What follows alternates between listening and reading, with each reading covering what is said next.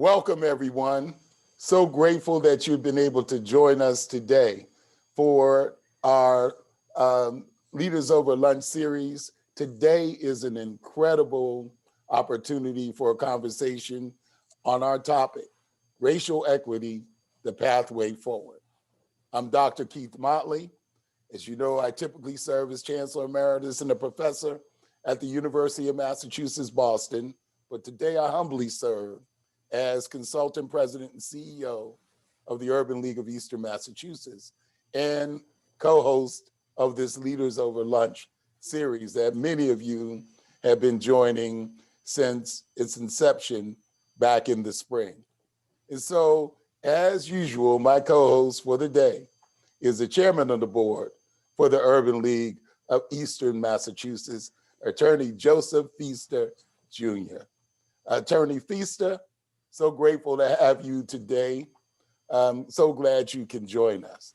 Now, you noticed that Attorney Feaster and I have gotten a lot better at using the question and answer feature. In the beginning, we weren't able to even engage you in those questions, and you thought we were ignoring you. It was because we didn't even know that they were there. But now we'll be able to engage in that feature, so use it. Use it to be part of this conversation. I want to thank the staff that helped to put this together, Natalie Haywood, Alvin Peters, O'Neill Uter, but also William Watkins. Now remember, this is lunchtime somewhere in the world, and we're going out all over the world. It's an hour-long show. Enjoy your lunch, sip on your tea, have a beverage, but engage, engage, engage. I'm proud, as I mentioned, to co-host with our chairman, and I look forward to our conversation with our esteemed guests. Before I sort of introduce our guests, Chairman Feaster, is there anything that you'd like to add? Well, I would be remiss if I did not. And as Linda said earlier, she knows me well. And in terms, I'm going to take this opportunity. First, I'm going to ask Sam to unmute because I don't want him, when we call upon him, not to be prepared to respond to us. So if Sam will do that, that'll be great. But again, I want to welcome all of you who are our guests of this Leaders Over Lunch series today. We have three extraordinary individuals who Dr. Motley will soon introduce, who are doing extraordinary work addressing this very, very sensitive and troubling and challenging issue that we're going to be discussing. So I just want to welcome all of you here to say we are pleased at the Urban League of Eastern Massachusetts to bring this Leaders Over Lunch. And I want to join Dr. Motley in thanking our staff who facilitate putting this together. Back to you, Dr. Motley. So about this Leaders Over Lunch series, it's a conversation between women and men in leadership, in business, government, community development, and religion. And we want to have a candid conversation with our guests about our strengths as a community, our weaknesses, our threats and our opportunities, and all the things that are important to us as we go forward. Today, we have an incredible panel for you to be able to engage with. And so we have Linda Campion, who is not only an incredible attorney, but a community activist, opinion columnist, educator, just incredible human being. She's with us today. Robert Trestan, who is the Western Regional Director of the Anti-Defamation League, and Sam Hyun, who is the commissioner of the Asian American Commission. They're at the lunch table with us today, and they're here to discuss some of the real threats to our communities. You know, as Dr. King once said, injustice anywhere is a threat to justice everywhere. We're caught in an inescapable network of mutuality tied in a single garment of destiny. Whatever affects one directly affects all of us indirectly. So everything that we've been seeing going on in the world, it impacts all of us. And so, first of all, Before we get started, just want to check in on you as panelists to see how you've been doing, how have you been over the course of the year, and then we'll get into this conversation. So Linda, how have you been? How Well, has this year been for you? all of last year, I was very anxious, as most of the country watching the election and trying to figure out the direction this country would go in. And I thought that this year we could breathe a sigh of relief, only to find ourselves in a situation where, quite frankly, I was afraid for my mom to go out and do things, because she lives up, on the New Hampshire border, and she has, been living in this country and struggled through a lot of things, but the behavior of people that I've witnessed going into stores with her recently since the pandemic has happened, has been very frightening to me. So I think now that anxiety from the election season has now carried over into just a public safety issue, and just feeling anxious and feeling uncertain about, how people are behaving. And so it's been a little stressful. Well, I'm glad to see you here. Love to your mom. She's in our thoughts, of course, all the time, and we're so grateful to you for stepping to the table today. Robert, how are you doing? Thank you for having me, Dr. Motley. I think on the personal side, I think my wife and I now agree that like retirement's going to be okay, because we've spent 12 plus months together in the same house. Still in love and all that, right? So that's on the plus side. On the professional side, I think many of us, myself included, thought that the election might be it was a relief, but I think that we're seeing now that there's a continuation, and what we're experiencing now, started a long time ago, months ago, and in some ways hundreds of years ago. And it's just a reminder that as we sort of start to come outside a little bit more, we have a lot of work to do. We have a lot of advocacy to do. The times that people went out in the last 12 months were really to do protests and rallies. We're gonna have to ramp it up substantially, and I look forward to talking about that. And Sam, want to check in on you, man. It's great to see you again, and to see you in this role is just amazing for me, because I've watched that whole development. And so, how you doing, man? It's a mixture. There's a mixture of hope. There's a mixture of despair, frustration, anger. So I think it's a whole lot. And just to be real, it's like I don't know. And I think there's when I talk about the frustration, especially when we're part of what we're going to talk about today is the frustration of the Asian American community telling the country that this was going to happen, right? Like, we've been telling the country this was going to happen. That didn't just start with Donald Trump. He inflamed it, and he gave people a scapegoat. But it's frustration in that we knew this was coming, and we were screaming, and nobody listened. And it's not just the Asian American community, right? It's not lost on me that Derek Chauvin is on trial today for murdering George Floyd this week, and that and I wanted to just name that in this moment where Asian Americans, we are fighting for our lives, that that we stand in solidarity with the Black community, with the Jewish community, with all communities who have been targeted in this country and have been pitted against one another for as long as we've been here. So I'm honored to be here, alongside you, Dr. Motley, and Joseph, Robert, and of course Linda, who I've known for many years as well. And the work starts now. So, Attorney Feaster, get us started. Yeah, well, thank you very much, all. And again, in terms of, I think you articulated exactly how, my feelings as well. Robert, after 36 years in terms of of being married, I still have learned that yes, dear works. And so therefore, certainly the time at home has been great. And certainly the trepidations around what transpired over the past 4 years, and thought we had rounded the corner, January 20th, has not panned out. But let me set the table for the conversation.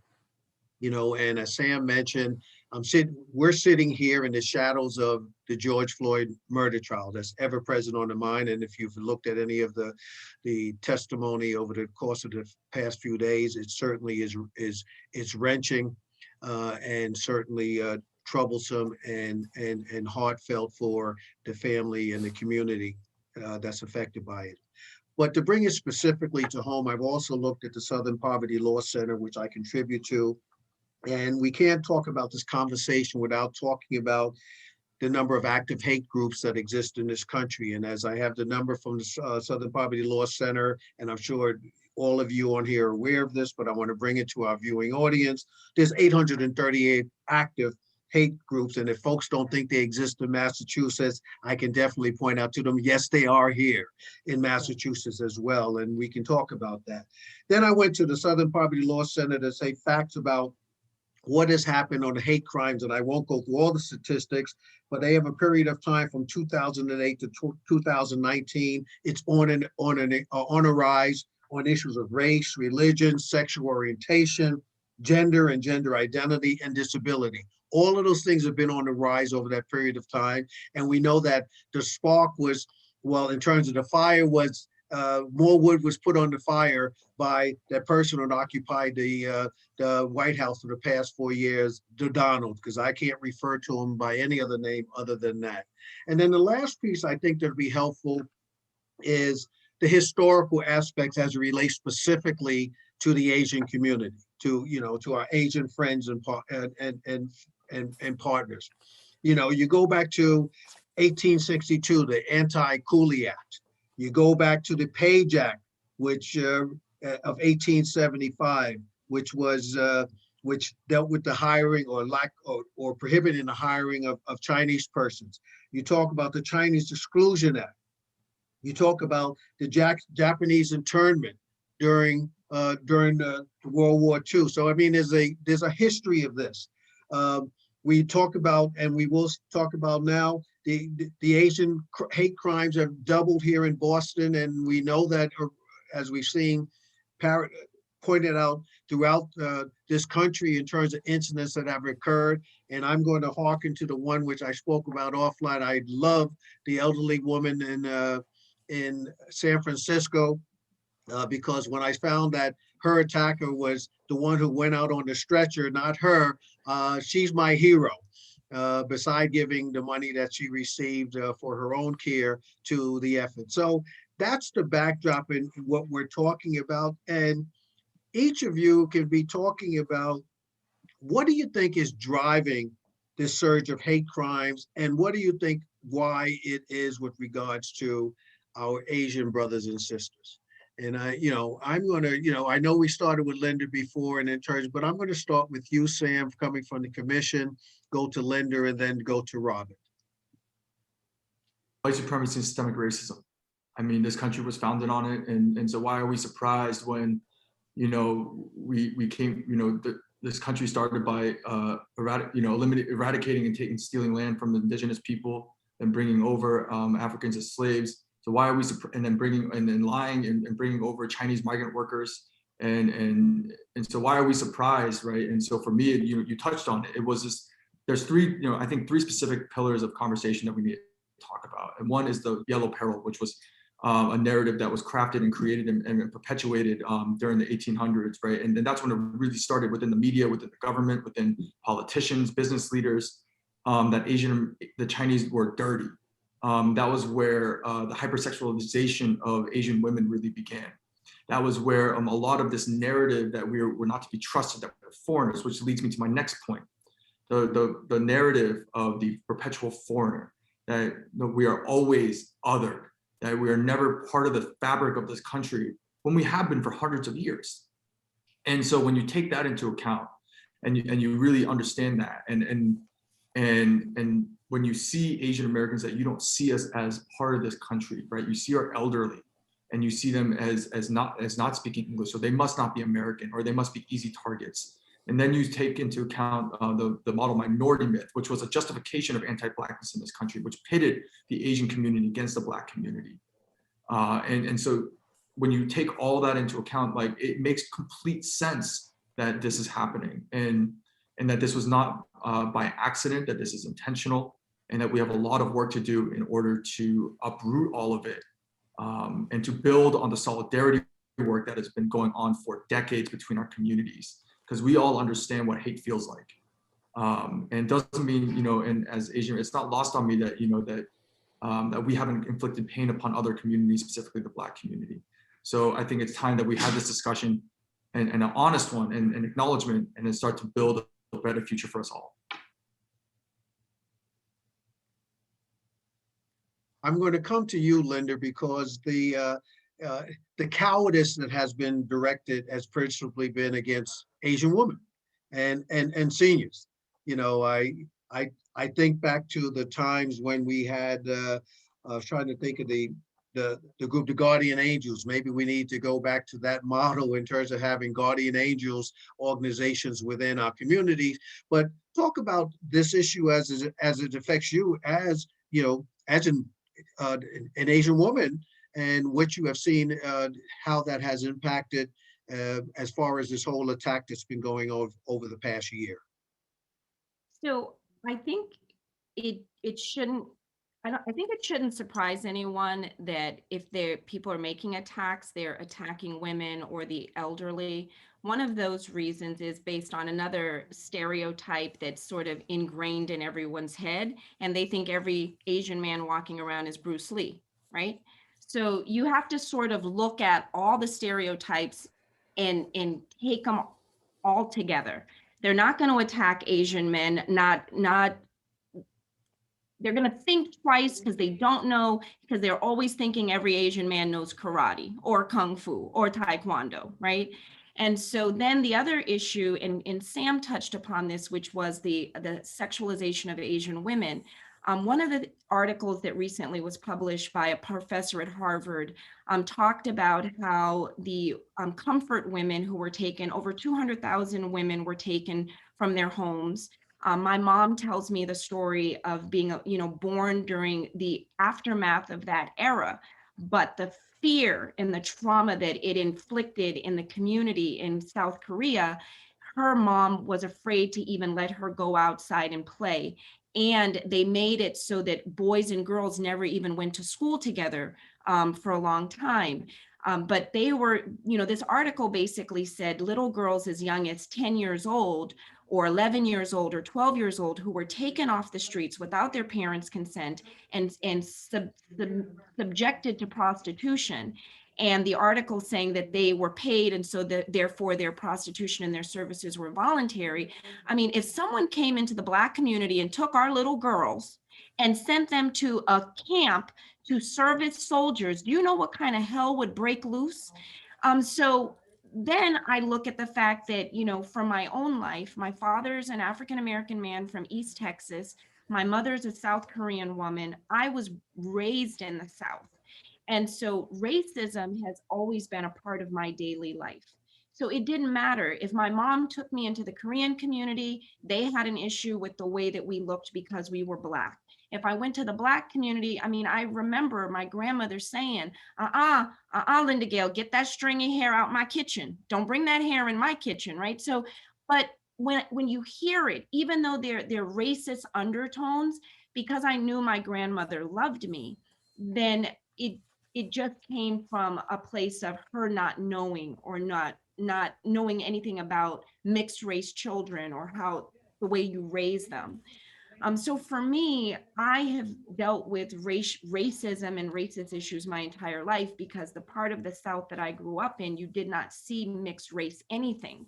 And then when I came up north and I was with my mom, here it was a little different, because now you see Southeast Asians, you see so many Asian communities represented. And then people would say things like, well, what are you? Are you Filipino? Are you Cambodian? Are you Laotian? What are you?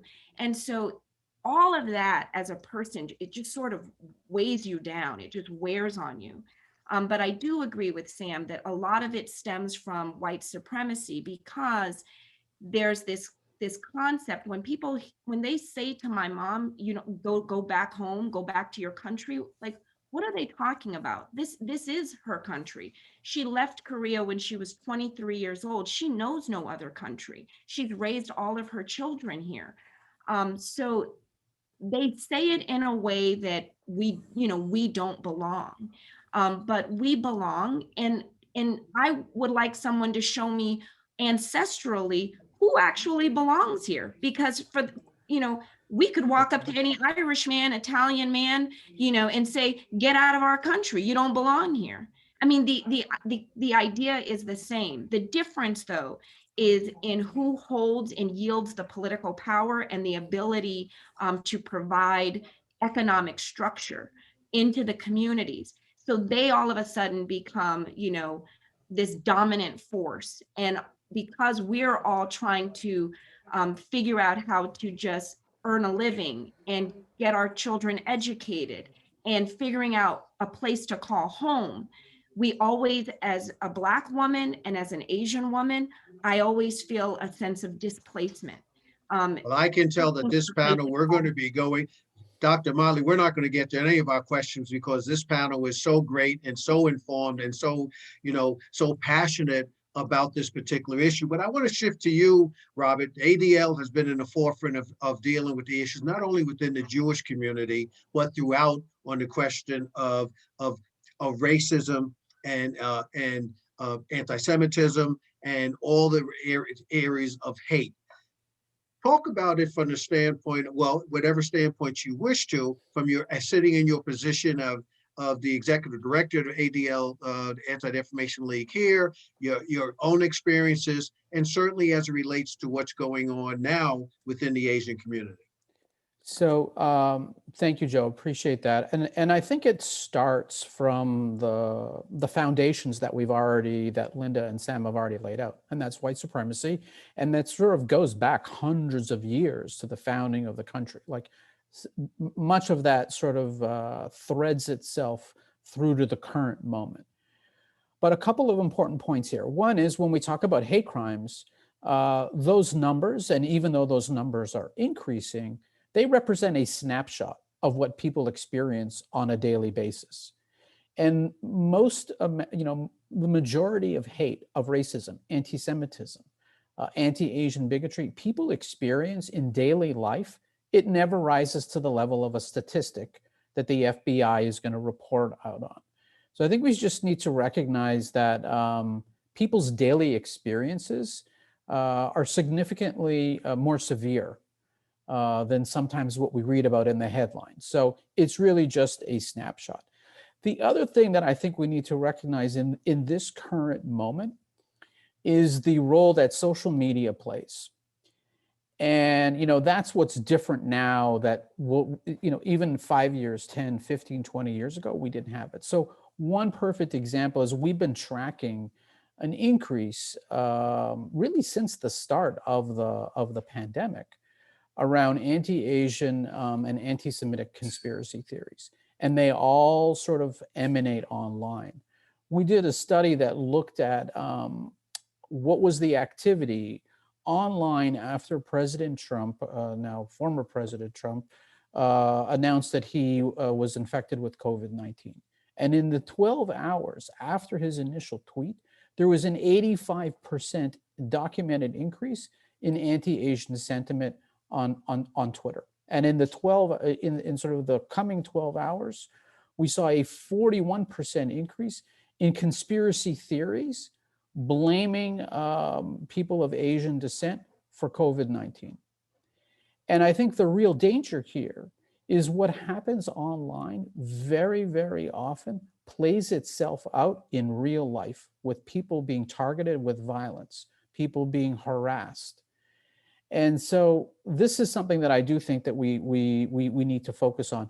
I mean, and there is representative data here that it's not just Asian Americans. I mean, even in 2020, in the aftermath, when so many of us were out protesting in the aftermath of the George Floyd murder, the data shows that Black Americans and people of color experienced a dramatic spike in online harassment. And 59% of them basically say it's because of their skin color. It's because of their identity. So even while all this is happening in real time, people are being targeted even more. And then another woman on her way to church on Sunday gets beat up in New York. And so since you talked about the media, social media, all of that, how does the media bring or perpetuate some of this, and how does it elevate and change the narrative, and what are some of the things that we can do in that sphere? I know that I saw while you were talking, Robert, I saw Sam and Linda sort of ready to jump in on that conversation. So let's continue that for a moment. In my opinion, the media had an obligation to report all of the hate crimes that were taking place against Asian Americans. This is nothing new. It started a year ago. And these have been violent offenses, particularly against the seniors. But because some of the crimes were committed in communities of color, and the perpetrators were men or women of color, I think the media took a step back and they were afraid to broadcast it. But what changed for Asian hate crime in the media is Atlanta. Because Atlanta happens, and now all of a sudden, because the actor is a white man, they have a different thing that they can, I don't know, showcase. And so my thing is, when I see it, they don't really give two craps about the Asian community being victimized. What they want is to sensationalize the victimization when it's done by a white man. And that is not what the Asian American community is trying to do. What the Asian American community is saying, please educate people that Asian Americans are not a virus. They did not bring or unleash some sort of deadly disease or virus into the community. Please get the message out to keep each other safe. Instead, Atlanta happens, and now all of a sudden we get the victimization of Asian Americans now gets thrown into the conversation, but in my opinion, for the wrong reasons.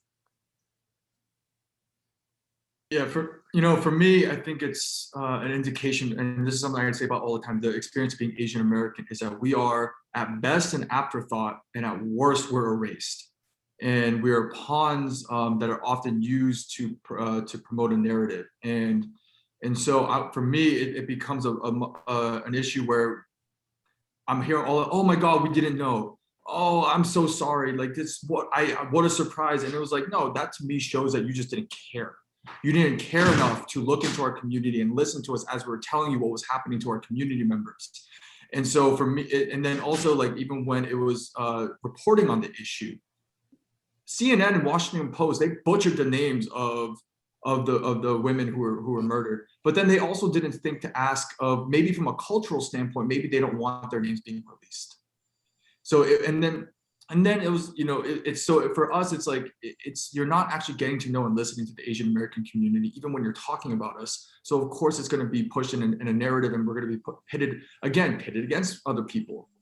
And it's like, no, it's not that we want to be pit against each other. We want to be reported on and seen and valued as part of this country. But also, like, to me, it's we all the work that we've been doing, like in terms of like calling out white supremacy and calling out systemic racism, talking about the bamboo ceiling, talking about the sticky floor, all these things that nobody like is paying attention to. And finally, it's like, you know what?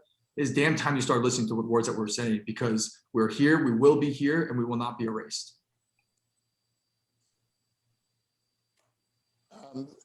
So the great Peter Keong who's over at the University of Massachusetts, Boston, has an article that he wrote talking about naming names. And it speaks to Sam, it speaks to what you were talking about. Names matter. Taking the time to be able to pronounce names right. I've been Motley all of my life and other kinds of things. And so that matters. And so, Robert, is there something that you wanted to add to that? Well, I think words Next question. Words really matter. And I think that words matter and accountability matters. Like we're seeing accountability play out right now in a courtroom, but words matter, and we need to hold our leaders accountable for their words. And if there's one thing that I think we've seen over the past year, more than a year, is that the dangerous words of stereotyping and blaming lead to violence. And we all have a responsibility not to be, sort of being pitted against one another, but to be working collectively and holding people accountable for the words that they use and the impact of those words. And so, even as I'm reading some of the comments in the chat, how do we have these difficult conversations with each other when there's been this perpetuation of this thinking that, you can't talk to Asian people about this, you can't talk to Black folk about that, you can't talk to these about that. How do we have these conversations? And then how do we turn those conversations into action? And lots of it may have to start with some of the teaching and learning about culture and just cultural norms that many of us aren't even aware that exist, that sort of keep us from navigating some of this. So how do we do that, panel? Help us with that. One of the things I noticed with this with the conversations that the community is having now in terms of Stop Asian Hate and the Black Lives Matter movement, back in 9/11, the attack against Asians didn't occur now. It occurred back in 9/11. The difference is when people refer to Asians, they're only thinking of East Asian countries. But there's a wide body of what makes up an Asian. And so we didn't, the darker skinned Arab or, Asians that we don't consider Chinese, Japanese, Korean, from Thailand, those countries, they were attacked after 9/11. They were singled out as being a danger or a threat to the community. And because the community was so traumatized by what happened to our country, all of us sat back and we didn't have these discussions. We didn't come to the aid of those Asian individuals to say, wait a minute, we can't be attacking our Asian brothers and sisters. They're not dangerous. You can't make them feel like suspects entering a plane or an airplane, or you can't make them feel unwelcome because you see them carrying a backpack. I mean, they were targeted. And so the conversations actually should have started way back when 9/11 happened and should have been ongoing, and just even educating people on what is Asian. A lot of people don't know what we mean when we say Asian. And what I've noticed in the community is they think it only means Chinese or Japanese or Korean, and it doesn't. It doesn't.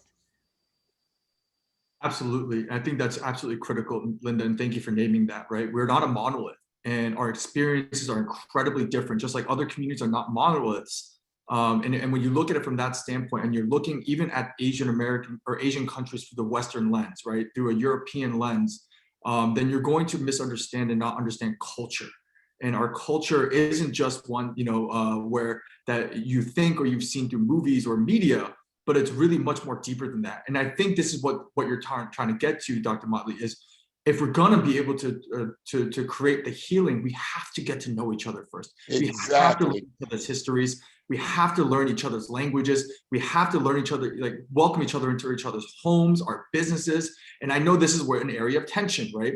An area of tension is that Asian Americans come into Black neighborhoods, set up shop, and perpetuate anti-Blackness, follow members throughout stores, don't understand the historical context between why hair products means so much to Black women specifically, right? And when you don't have that context, it becomes that miscommunication and misunderstanding, which leads to resentment. But folks don't understand how Asian Americans came to this country in the first place. That we are here in large part due to American U.S. imperialism, which went and killed 10 million Asian Asian people throughout wars, throughout occupation, colonialization, which have forced Asians to flee their homes. Vietnamese came over as refugees. The Korean War led to the devastation of Korea. What you see today is not what Korea was 70 years ago. What you see in China was not what you see now. What you see in terms of you talk about New York City, the single largest ethnic group that is living under poverty is actually the Chinese American community. Over 26% of the Chinese American community is living under the poverty line. You have Bhutanese community, the Laos community, that over 40% of those populations are living under the poverty line. So when you look at data and you listen to the narrative that Asian Americans are all successful, that we have made it, it drives the resentment, because you come into our neighborhoods, and we have wronged the Black community in many ways. Let me name, I'm not saying that we haven't. It's really critical that we acknowledge, but it's also important to understand context. And so I think for me, it's the Asian American community internally looking within ourselves and talking about our pain that we've inflicted on each other. What Linda named earlier about how Koreans have treated her, that happens all the time. It still does. My nieces and nephews who are half Jamaican, half Korean, and that's something that I fear is going to happen to them. What happens when I bring them into my community? How are they going to be treated? If I take them home, if we go to Korea, what's going to happen to them there? And those are honest discussions that we need to have. And for me, it's, again, back to learning our history, listening to our stories, and actually communicating with one another and having those difficult conversations. And so that's why I'm so grateful to be here, because let's have that. Let's do it. Let's pull it out and let's get uncomfortable. But at the end of the day, let's break bread. Let's have a couple drinks and let's become a family. Thank you. No one is exempt from learning. And I think too often people, nobody, it's kind of like Dr. Motley, you started by, one of your opening remarks was about acknowledging where we're sort of vulnerable, right? And we need to be able to sit at that table and have those conversations. And I know that in Boston there are a lot of conversations. I'm part of one of them, but we need to make a commitment to it, and everyone needs to make that commitment. So we could just start with some tips for people. For example, you. when you meet an Asian person and I tell you that I'm Korean, don't say ni hao to me. That's not my language, right? That's one big thing. And as a Black woman, when you meet me and you're talking to me, don't say to me, wow, you speak very well. I was born and raised in this country. I have a law degree. Like, how am I supposed to speak? So don't say things to me like you sound so articulate. Like those are racist sort of undertones and stereotypes. So those are, that's how you learn. You sort of just learn. One of the things I hear a lot of the speakers saying on TV is, we just tolerate it. We put up with it. We just keep our head down. So you say ni hao to me and I don't think anything of it. And I don't correct it. Right. But the proper word is annyeonghaseyo. Right. So but I don't correct it because I think, wow, that's an ignorant American. Right. They don't even know. Like I tell them my mother's from South Korea. They're speaking to me in Chinese. Like what's the matter with them?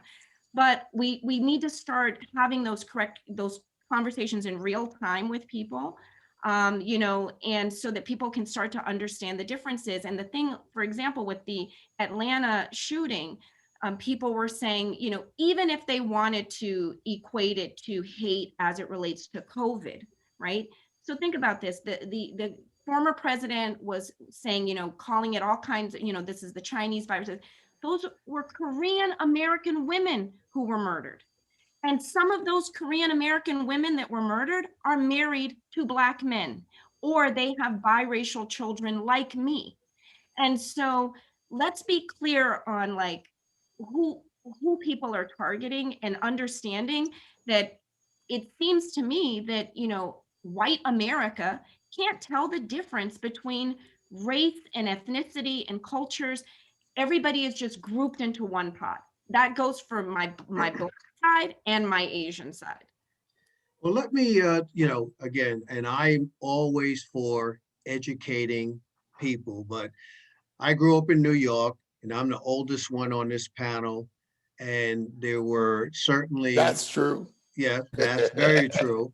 And also, you know, we had a mindset when I was growing up in New York, we took care of folks. Now, Linda, we talked about, or I think you said it offline, you may have said it here.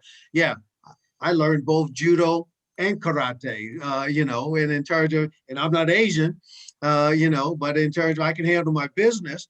But the reality that I'm talking about here, yes, is a part of education, but I'm also talking about folks are being attacked. And I mentioned earlier about, well, maybe we had a group called the Guardian Angels back in the 1980s. Do we need something to deal with the issue as it is right now? Because it's nice to say that we're going to have that kumbaya moment to try to educate folks, but we have a situation going on right now, and I'm an action person. I want to bring the resolution to the particular issue. So, you know, again, I'm not promoting violence, but I'm promoting defending my community. So the question becomes, am I going too far, folks? What are your thoughts about that? You know, Robert, I'm going to start with you, and then as each one of the panelists to speak to that. Am I offline here? Well, I think the biggest danger is silence. And so often these, you know, if you talk to people who, you know, experience racism or bias in daily life, very often they're not alone in a dark alley with nobody else there. There are witnesses, there are people who are there, and so often nobody says anything. And I think we really need to prioritize, and some of that is just training and giving people, you know, particularly students, leadership and confidence so that they're going to speak up. And when they see someone being targeted, they're going to actually intervene. They're going to try and stop it. I don't want to encourage people to sort of put themselves in like immediate danger, but I do think we want that sort of inner moral compass. You know, we're dealing with a big aftermath of an anti-Semitic situation in Duxbury at the high school, where they were using lots of anti-Semitic language to call football plays. But it was a systemic problem because it had been apparently going on for several years, which is an indication that many, many people knew. Lots of people are now saying that they knew that this was going on for a long time, but nobody said anything. It wasn't until some courageous students 2 weeks ago said, "Hey, this is wrong. I'm going to tell my coach," and the coach did something about it.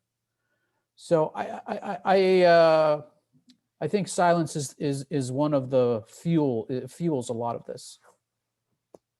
Yeah, I just wanted to bring some data context to that as well. Hollaback, which does some incredible work with bystander training. So how can you be an impactful bystander? And 79% of folks who said that someone stood up and said something, that immediately the situation got better. That there was improvement in that, and in ways that it manifests itself is, you know, in the way that you deal with it in a mental health aspect later on afterwards, right? Somebody stood up for me. I wasn't alone in this. People weren't just watching. I'm not isolated. You know, and literally physical safety, right? Maybe the perpetrator is not thinking twice now. It's like, okay, you know, this isn't someone that's alone, that there's someone there with them. So in 79% of people, you know, said that it got better. But only 25% of people who've experienced a hate crime said somebody stepped up. That means 75% of the time, nobody did a thing. And so for us, I think it's like, for me, it's like, where are we right now as a society that we're watching a 65-year-old grandmother be kicked in the head multiple times, and then the security guard closes the door, right? Where are we as a society that we're, you know, we'll see just people being murdered, and we become desensitized to that, right? This feeling of hopelessness that we have, like, you know, we deserve better. We deserve better, simply put. And at a certain point, we need to have these hard conversations and honest conversations and start working together. That has been building on the solidarity work that's been done for a long time, you know, between our communities. You know, let me just note that one of the greatest activist leaders within our community is Yuri Kochiyama. And if you don't know who she is, I highly recommend you look her up. She was actually holding Malcolm X when he was murdered. He died in her arm, and because they were close friends and allies in their work, because they recognized that that the hatred towards anti-Asian racism was rooted in anti-Blackness. They understand that we're pawns of white supremacy to continue to perpetuate injustice and discrimination against Black community, and how we've also been complicit in many ways. But to me, it's how do we stand up for one another simply because it's the right thing to do. And so I'm going to tell you all in the audience, in about 10 minutes, we're going to be closing down because some of us have to get to rallies and other things that are going on today. However, Chairman Feaster, they want me to let you know in the chat, there was also the neighborhood crime watch networks that were going on all over the country. And that was communities feeling like that became snitching. So they wanted to make sure you knew that those kinds of things are out there as a way for us to also engage in that space. But let's get to some collaborative. I think Linda wanted to comment just on that Yeah. piece there before you move on, Dr. Motley. Yeah, Yeah. Dr. Motley, I just wanted to say that in our society, there is bystander training techniques that we teach, but we only teach it as it relates to domestic violence or violence against women, particularly on college campuses. Then you have exactly what you just said. We tell people, see something, say something, but then but when they're walking away, we say, but snitches get stitches, right? Right. So you can't have it both ways. Like, so for me personally, I mean, probably shouldn't say this, on a Zoom, You but can I'm say it like, on this Zoom. I'm This like, is the look, Urban League. look, first you got to get past my dog, Bruno. If you can get past Bruno, then you got to get past Smith and Wesson. If you can get past Smith and Wesson, then maybe, but I do think people have the right to protect themselves. I do think that, there are communities where people are subjected to violence or they want to protect themselves, but the communities and the regulations and the rules make it very difficult. Boston being one of those places, right? Not going to have that problem in Weymouth, not going to have that problem in Milton and other communities. You can just go get certified, get trained, and have the right to carry to protect yourself, but that's not the case everywhere. But I don't believe in violence, but I do believe that we all as people have a moral obligation to stop someone who does not deserve to be beaten and attacked from being beaten and attacked. And we have to intervene. We have to. And there's no excuse for us not to intervene. What happens though is people always pause because they are afraid of being sued. They're afraid of getting hurt. They're afraid of not speaking out. But more importantly, they don't see the humanity in that person in them. So I see an Asian woman getting beaten to death, but I don't see her in me. And so that's why I sit there and I do nothing. But if it was a Black grandmother, maybe they would see grandmama, I'd see Mama Flora in that woman, and I'm going to get up and do something. So how do we make it so we all can collectively learn to love each other and start to feel that humanity for each other? And I'm saying my generation believed in that, in doing that, in terms of stepping up. And Linda, that's why I've always loved you, because in terms of, you're absolutely right. We need to at times protect ourselves if folks want to come against us. And so, Dr. Motley, to you. Yes, Mr. Chairman, because what I was sitting here sort of trying to get to. Let's get to the collaborative strategies that we need to be dealing with, the action-oriented kind of items. Audience, put your ideas in the chat. I saw someone put in the Upstander project and they gave us the link to that. So just put it in the chat. Charles Stewart, who is working the chat for the Urban League, will pull all that together. We'll get it up on our website and we'll get it out. And let's just share. So what do you think? What are some of those strategies?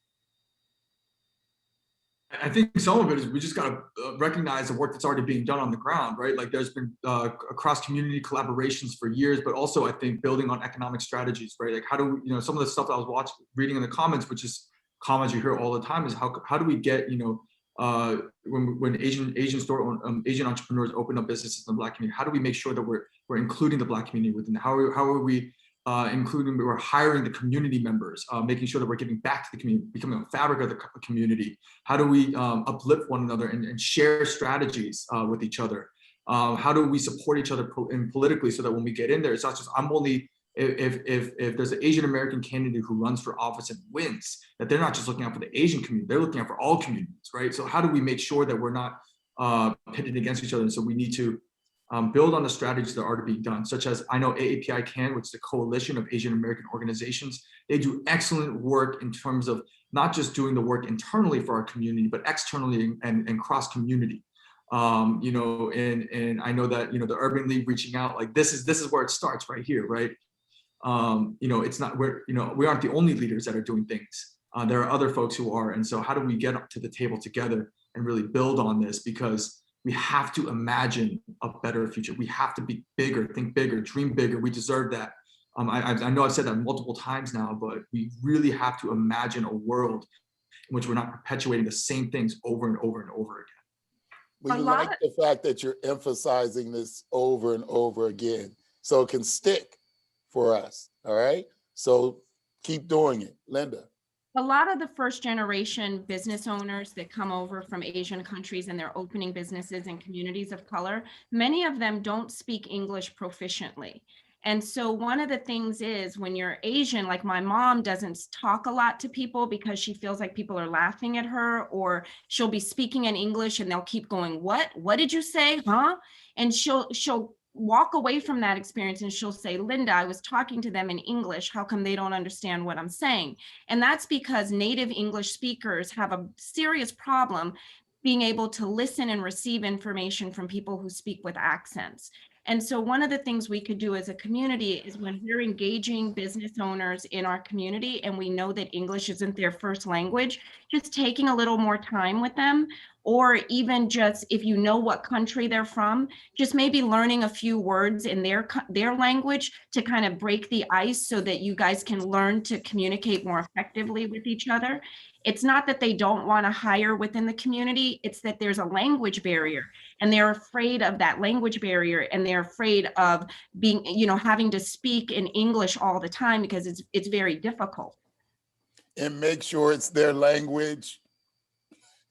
Absolutely. Not the wrong language. There is that point too, right? With the names. That's why like we Asian Americans, especially Korean, I'll speak as a Korean American, get so riled up about and triggered by it because we also almost had our entire history and our names erased. When we were under Japanese imperialism, they tried to erase Korean names, Korean food, Korean heritage, Korean history. And this was not that long ago. This was like 70 years ago. So you have to understand the history of for Asians, and when you know our history and you get to know us and you hear why we reacted to certain things, we can start to unveil and heal. And the same thing goes reciprocally, right? Like Asian Americans, we have to start really learning the true history of this country, not the history that's being taught in the schools, but the true history, so that we can understand the context of which we came into, right? But also recognizing that Asian Americans have been here for hundreds of years. I'm just talking about the ones who've been here since the 1800s, right? So there was two waves. Right. So again, very complicated, but when we start to learn, we're really going to heal. So Sam, I know you only got a couple minutes. Hit us with something in this 2 minutes you have left that you were waiting to tell us so we know and we can begin to reflect on that going forward. Yes, thank you. For me, if you think about the context of the world, and it's been, you know, several billion years old, and you talk about the changes that are happening, sometimes it's really hard in the middle of the storm to feel like it's happening. And sometimes, you know, it feels, it's just hitting you at all angles, and you feel despair, and you see the media just continuously triggering us with violent images and watching our people dying on the streets. And so for me, it's how do we take a step back out of that? How do we number one, get in community and really be around the ones who love us and care about us, who want our best interests at heart. And then we start to build on those relationships and build on those strategies and build on that community and that work to really, again, reimagine this new world that we all deserve. You know, all the people who sacrificed before us, the people who are doing the work now, and for the future generations to come, we all deserve better. And so in order to honor that, I really think that we need to have these honest and earnest discussions like we had today, but then turn this into action, right? It has to become legislative changes. It has to become systemic changes. It has to be a change of the heart and the mind, where we're not just having these talks among us who actually believe in this, but getting to the people who don't, right? And so how do we do that? How do we envision a safer, better world for us all? And I promise you we're gonna get there. I promise So you. listen, Dr. man, Motley listen. closes this out, Robert, I know that we're trying to get a word in because Dr. Motley's going to be the one who takes us home. And I'm going to leave that for him, but I know you were trying to get in to respond to this as well. Oh, no, I was just trying to get Sam out Oh, of I know here. you wanted to get And Sam, then but I know. Robert can, and we can continue. We still got, I'm only going to take 1 minute to close. Yeah. So we'll have All right. 4 more minutes of them, of our great panel. Yeah, Sam, Sam, thank you proud so of much. you. Thank you. Grateful to you. Go do your thing. All right. And shout us out at your rally today. All right. Will do. Thank you, everybody. Thanks, Sam. All right. Thank you, Chairman Feaster. No, I just wanted to actually pick up a point that Sam was making, which is like we've got a lot of advocacy to do, and you know, some of our systemic problems come from legislation, come from laws that have impacted and discriminated and dehumanized people to the point that Linda was making earlier. You know, when people are dehumanized, they don't see the person, they don't see the human. And we see that time and time again, regardless of who and what group is being victimized. There's legislation in Congress around the No Hate Act. I saw someone, I think from DA Rollins' office, put something in the chat about the importance of reporting hate crimes. That's absolutely critical. I know we have a strong DA in Suffolk County who's prepared to prosecute those crimes. But we've also got to improve our relationships with law enforcement, because we know that there are many people who, for lots of reasons, are reluctant to call upon law enforcement when they might experience something. So we got to prioritize those relationships. And I'll sort of end here with where I started with the social media companies. These are private platforms, and they are being used to disseminate all forms of hatred against many people. And the hate on those platforms often translates to stereotyping, violence, and targeting. And everyone probably above a single-digit age in this country at this point has access to a phone and social media.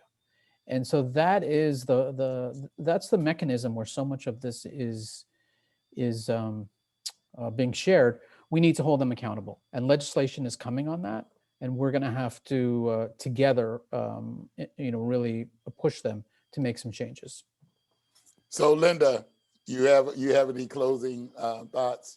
So, my closing thoughts are I'm very proud to be an American. I do think we need to do better as a country, but I feel that my father was a Vietnam War veteran. He died as a result of what he experienced in Vietnam.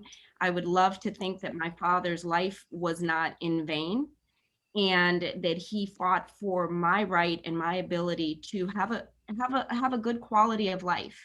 And I feel that, the sentiment that all Asians are racist or people don't want to get to know other people, I would say you got to extend the olive branch and take the time to get to know people. Because I know for my mother, she certainly doesn't feel that way. And I know for my Korean family, they certainly don't feel that way. I think they're incredibly proud of us and of what we do every day to make a better way and a better life. But the only way for anyone to know that is for people to take the time to get to know each other and to stop allowing stereotypes and hate to divide us as a country, and to really look for ways. Like, it doesn't have to come knocking on our door. We all need to do exactly what you are doing today, Dr. Motley, and what Attorney Feaster is doing. We need to be intentional about the opportunities to bring people together to talk and to learn. And so listen, everybody, thank you for joining us again over lunch. Chairman Feaster, thank you for being an incredible co-host. Our panel what can I say? People in the chat, you were incredible today. We have so much information. Remember, these sessions don't start and stop. They continue. These conversations continue. The Urban League has been doing this in Boston and beyond for over 100 years. And so May 20th is our diversity and inclusion breakfast, where we'll be dealing with lots of these issues at that breakfast, but celebrating all those who have stood up for all these years doing the work. Want to thank you as an audience for tuning in. Look out, we got some serious Leaders Over Lunch episodes coming up. Not only that, May is Urban League of Eastern Massachusetts month. So the entire month, we have things coming up that you'll see and you'll be a part of. You set a record today for the chat. You blew it up. You've blown up our participation in our program. And so you can also blow up our membership by becoming a member of the Urban League. Visit our website, www.ulem.org, for some details, or just reach out to your brother. I'll make it happen for you. And I want to say to Bob O'Neill, I saw your question, and we'll deal with that issue as we go forward. So listen, everybody, have a great rest of your afternoon. I'm looking forward to the next time. Chairman Feaster, see you soon. And to Robert and to Linda, you know, virtual hugs all around. Take care, everybody. You got Thank it. you. Thank you.